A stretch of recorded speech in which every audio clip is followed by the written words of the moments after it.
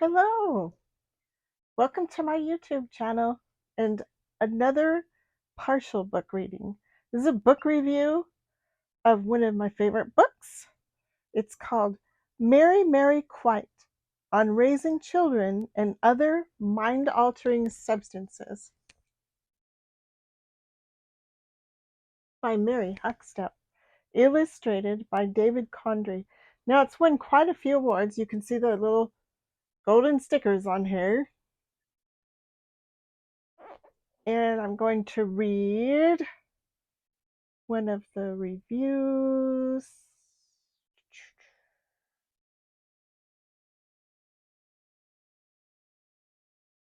Hilarious. I've read the entire manuscript 3 times, and each time I found something new to appreciate.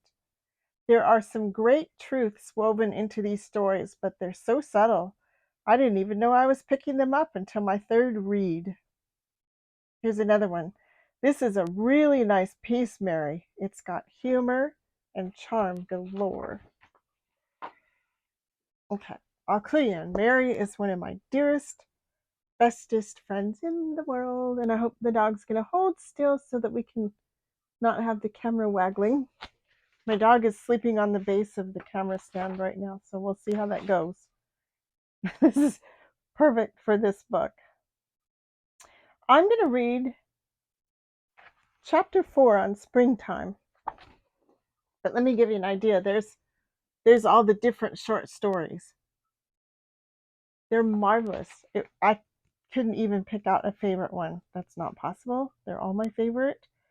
And I just picked this one because it was a good sampling of how Mary writes and how she looks at life. And she makes hard things fun. Enough said. And this one just is a really good sampling of her really loving motherhood and her absolute unique perspective of how she looks at life. Number 4, Mary Quite on springtime. Also, the illustrations are amazing. I'll be showing you those as we go along. Let me go over here back to the back. There was a comment on the illustrations. It says, I looked at the illustrations with my boys and we were in awe. They're potent, flawless, emotional pieces that resonated with all 3 of us. And by flawless, I mean they are raw, in-depth snapshots of humanity. The writing gave me in turn both a belly laugh and a sigh of relief, all mixed in with wonderful insights. Someone else gets it. That kind of sums up the whole book. That was very well said. Here we go. Ah, spring, when blossoms cover the orchard and birds sing sweetly in the trees. Spring, when all of creation teems with life and a young man's head fills with thoughts of baseball. No, not baseball. T-ball, actually. You know that branch of Little League for the little guys, those who make up in heart what they lack in skills? It's the Freckleface gang, the 5 and 6-year-old baseball wannabes. T-ball, where it takes fierce concentration and 20 swipes with a bat to tip a soft core baseball off a stationary tee, where every kid gets to play and nobody loses. And kids keep score by how many balls they can catch, not drop. It's kid heaven, where adults become angels who speak nothing but praise. Every game and every practice, grown-ups behave like they're supposed to, and kids never fail. These are the rules, and for some magical reason, everybody obeys them. On the first day of practice, I picked up our little guy from the babysitter's early, allowing 15 minutes to drive to the field 2 miles away.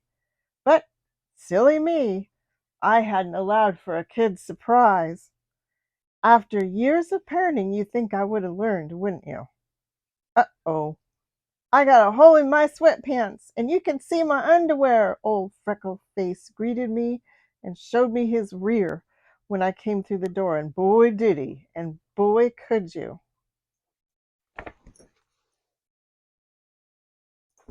Okay, dog in the way. We drove straight home, where, with all the finesse of Laurel and Hardy, we clothed the wannabe as fast as we could. First we tried a shortcut. Not good. We tried to pull his sweatpants off over his shoes. Okay, we knew that wouldn't work now, didn't we? So then we untied the double knot that keeps his high tops from falling off, loosened the laces, pulled back the tongue, yanked off the shoes, oof, dumped sand on the carpet, pulled off the holey sweatpants, and denuded his feet of damp, sandy socks in the process. Then we fished non-holey sweatpants and clean socks out of his bureau, slid the sweatpants up to his belly button, maneuvered chubby feet into fresh socks, shoved his high tops back on, pushed the tongue back in, pulled the laces tight, and redouble knotted them. Answered the doorbell to tell the neighboring little guy that our little guy couldn't play right then. Stopped for a quick tinkle, then hopped in the car and made a dash to the fields 6 miles away. Whew! We pulled up to the field 10 minutes late, and my little guy scrambled out of the car. He stood by the car door, new mitt in hand. Suddenly shy, he paused to survey the field full of kid sprouts, 12 in all no bigger than he. Then he walked by my side toward the infield, smiling and watching, full of hope and sap and heart. I introduced him to the coach, and he joined his teammates. I had planned to dash off and run errands, but what could I have been thinking? I turned and joined 3 moms in the dugout. They knew what I had almost forgotten. This was the first day of the rest of our little guy's lives, and we couldn't afford to miss it. There was electricity pulsing in the air, a kind of spring madness.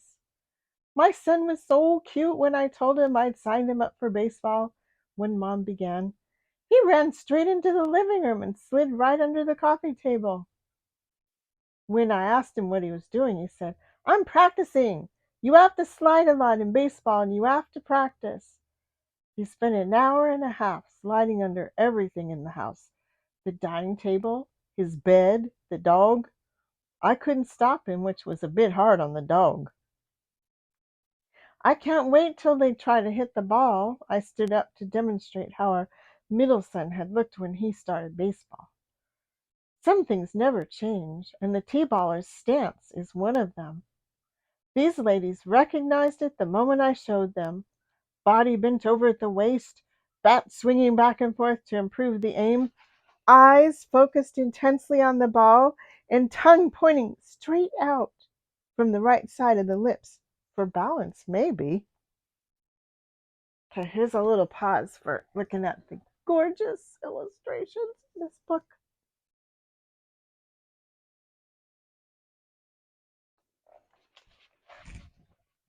Strike 22, and you're still not out.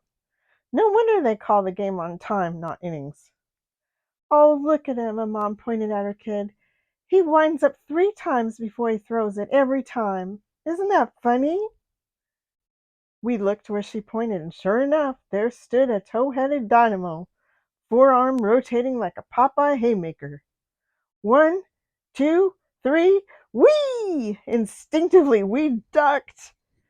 He could hit the target, in this case, the kid he played catch with, if he just nixed the windup, she said.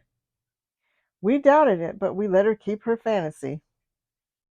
Actually, she was lying, and we all knew it, but still we nodded. We knew the rules.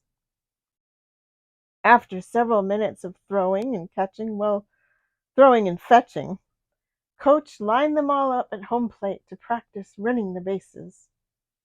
A never-ending parade of little guys streaming around the bases, chasing one another like wind-up toys that never unwind. Soon, they all stacked up back at home plate till a whole wall of them toppled over, and the entire team fell like a line of dominoes. Good job, fellas, called the coach. Good hustle. You look great. Our kid Sprout came home grinning, his freckled face peering out from under a large baseball cap that completely covered his ears. That night old Freckleface slept like a baby. Well, he was a baby a few days ago.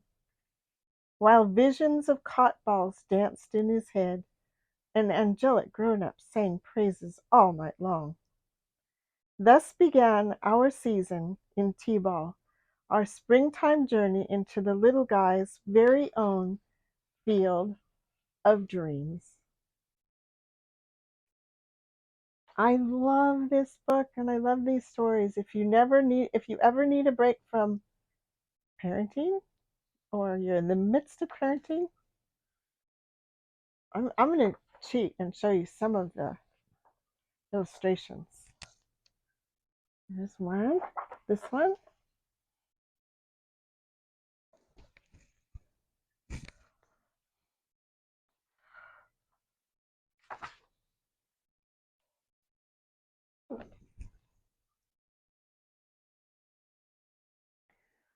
So don't miss it.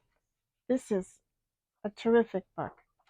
It's a perfect read when you just need to be reminded to enjoy life.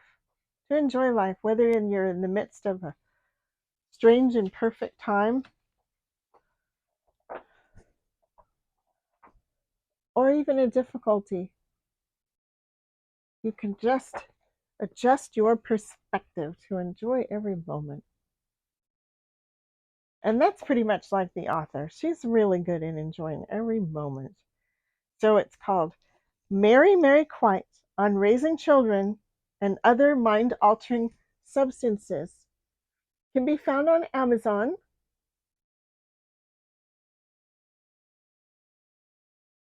And I just love it.